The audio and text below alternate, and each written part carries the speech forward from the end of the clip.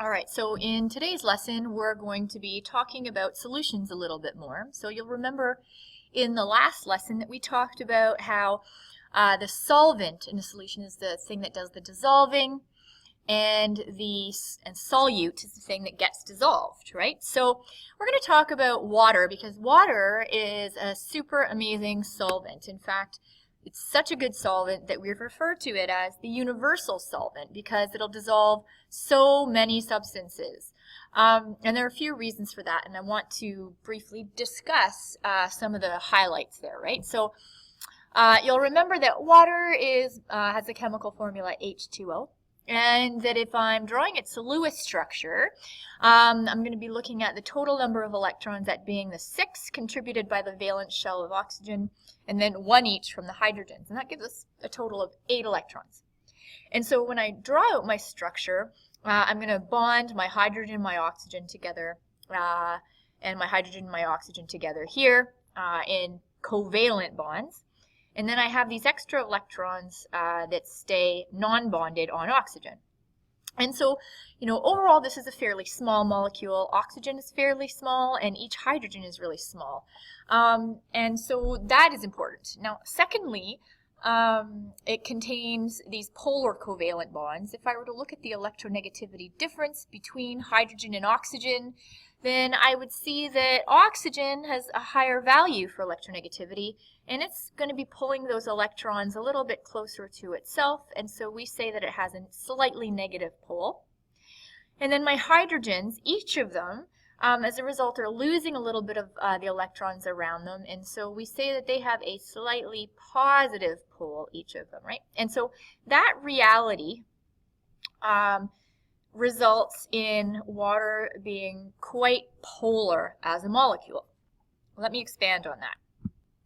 So because of water having a slightly negative and a slightly positive pole, that means that if water molecules are in close proximity to other water molecules, then the poles of opposite charge of adjacent or neighboring molecules will be attracted to each other. So if you look at this picture and you see this gray little hydrogen, it's positive, and it's attracted to the negative end of a neighboring water molecule, and so on and so forth. And so that means that water forms hydrogen bonds with itself, and that has a huge impact on its ability to dissolve other molecules as well. So an overall theme in chemistry is that like dissolves like, and what we mean by that is that substances with similar overall molecular polarities, or polarities in general, will easily dissolve in one another, and if they have dissimilar polarities, then they're not likely to dissolve in each other. So moving on in this lesson, what I really want to make clear to you is the difference between what happens when an ionic solute dissolves in water versus what a molecular solute does when it dissolves in water, and what the heck goes on when we have nonpolar substances in relation to water. So ionic substances, and I've used the classic example of sodium chloride here. When I take some sodium chloride and I dissolve it in water, what happens is that my ions, the ions that form that sodium chloride, the positive sodium ion and the negative chloride ion, just end up being able to kind of free float in the water. We say that they dissociate or ionize in solution. Let me give you a visual of this. So if I were to zoom in on a solution of water and salt, sodium chloride, then what I would see would be that, here's my solid as it is, but over time, these ions will separate, they'll dissociate, and then they'll be free floating in water. Now, how water is able to dissolve them, you'll notice that if we remember that the hydrogens are slightly positive in a water molecule, and the oxygen pole is slightly negative. So then what happens is you'll see, the positive sodium ion being completely surrounded by the negative end or negative pole of the water molecules, like that.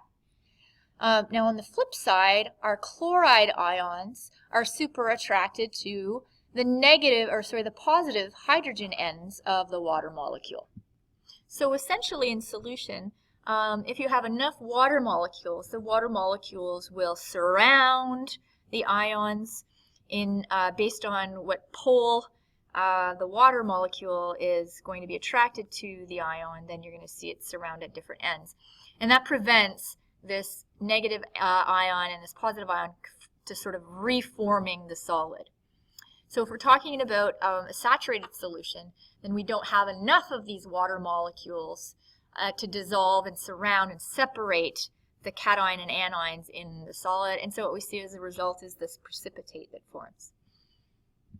But then you might be asking yourself, well, what about molecules that dissolve in water? So a common example that we think about when we're talking about molecules forming a molecular solution is sugar, table sugar and water. But you know, just to simplify things, I'm not going to use that huge molecule of sugar to demonstrate. I'm going to use another molecule, and that's ammonia, just to kind of describe some similarities, and I'm going to show you another example a little bit later. So if I draw out ammonia, NH3, and I were to count its electrons, its Lewis dot structure will look like this. And so in the same way that water, which is a molecular substance, has positive and negative poles, so will ammonia. So if you were to look on the periodic table, you would see that ammonia has a really strong draw here. I'm not able to draw this really well here. And for electrons, its electronegativity is really high. And so it would have a slightly negative pole. And conversely, all of the hydrogens would have slightly positive charges, or ends. Remember, there's no losing or gaining of electrons here. It's strictly simply a charge separation within the molecule itself. But having said that, you know, I see that in the same way that water will form hydrogen bonds with itself, ammonia will form intermolecular bonds with water molecules as well. So, you know, we would see, of course, the hydrogen, which is slightly positively charged, attracted to the slightly negative pole in ammonia, and so on and so forth. So that is why some molecular solutes will actually easily dissolve in water, and it's all based on whether they are polar molecules or nonpolar molecules. So nonpolar molecules, and often you'll see those as like fats or anything like that, they won't easily dissolve in water because they don't contain that dipole. So if you were to remember back to our first unit, if I were to look at vector cancellations, I can see that the dipoles within octane will all nicely cancel each other out, and that means that there's no overall slightly negative and slightly positive charge within a molecule of octane. Okay, that's just a huge component of your gasoline. And so here's our space filling model, and we're going to take a look at an example in a bit. So there's nothing really to attract a water molecule towards it. And so in solution, the octane molecules will sort of hang out together and separate themselves from the water molecules. So in the next example, we're going to be looking at octane versus methanol, and they're both organic compounds containing carbon. But the difference is that methanol, you can see, has this oxygen containing lots of extra electrons.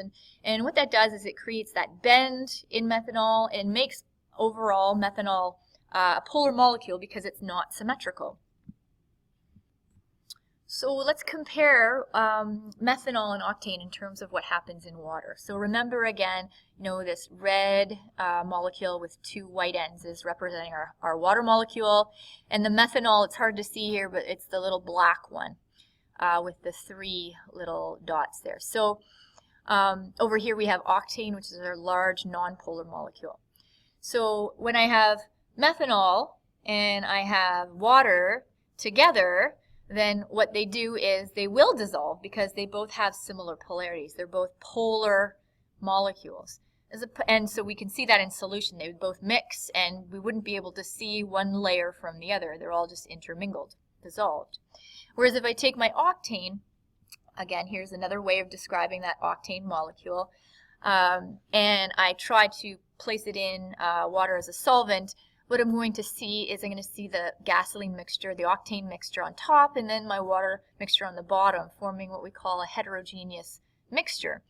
And that's because my water molecules are going to want to hang out together, and my octane molecules are going to want to hang out together. The water and the octane just won't want to be near each other. They're not attracted to each other, and so as a result, they separate.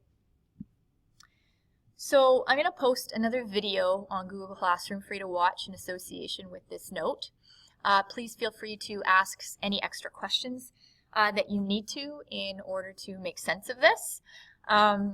And I'll be happy to help. I'm also going to provide you with some homework questions to attempt as working through this content, and that'll give you an indication about whether you understand this or you have to clarify some concepts when we get back to class. Thanks so much.